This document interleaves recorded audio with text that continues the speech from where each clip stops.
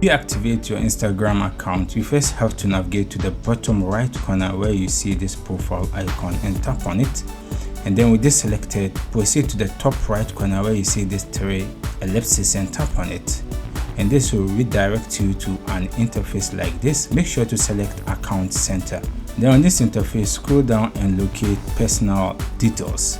And under your personal details, you have contact info, birthday, and account ownership. In this case, we're going to select on account ownership and control. And this is where the magic will happen.